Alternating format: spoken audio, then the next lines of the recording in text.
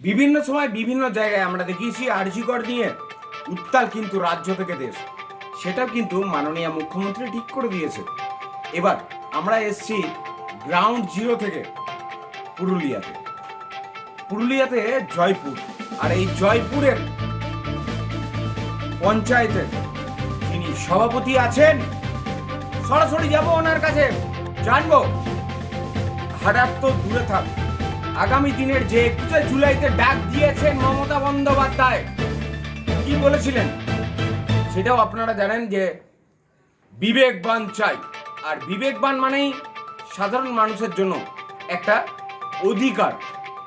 সেই অধিকার কি এখনো হয়েছে তৈরি? কারণ বরিষ্ঠ তৃণমূল কর্মী আছেন আমাদের সঙ্গে, আমরা যাব ওনার কাছে, জানবো যে গরিব মানুষদের জন্য এখনো অবধি মমতা বন্দ্যোপাধ্যায় যেটা বলেছিলেন, গরিব মানুষের বাড়িতে বাড়িতে যান, তাদের অসুবিধা সুবিধা একটু যদি তারা বলেন, যাব ওনার কাছে। আপনাকে প্রথমেই ডেলি নিউজে স্বাগত জানাই। ধন্যবাদ। আপনি আছেন এতদিন ধরে, কতটা মানুষের কাছে পৌঁছাতে পেরেছেন? শুধু আমি নই, আমি সারা জয়পুর ব্লকের প্রত্যেক 7টা গ্রাম পঞ্চায়েতের যতগুলো গ্রাম আছে, আমি প্রত্যেকটা নাগরিকের কাছে আমি পৌঁছেছি।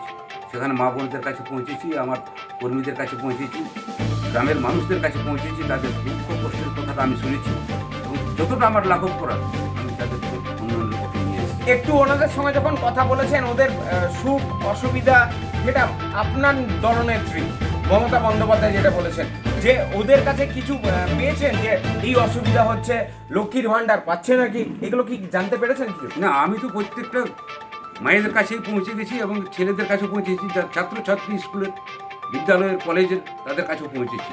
সব জায়গায় তো আমার একটাই রেপুটেশন ভালো, মমতা ব্যানার্জি আমাদের জন্য যেটা করেছেন, উন্নয়ন যে উন্নয়ন করেছেন সেটা সারা পশ্চিমবাংলার জন্য করেছেন এবং আমাদের প্রত্যেকটা গ্রামের প্রত্যেকটা পরিবার সেই সুভোগটা করছে। আগামী দিনে ডাক দিয়েছে মমতা বন্দ্যোপাধ্যায় 21 জুলাই, আপনিও ওখানে গেছিলেন, কিন্তু বলেছেন যে 26-এ সবুজাবি কি উঠবে এখান থেকে?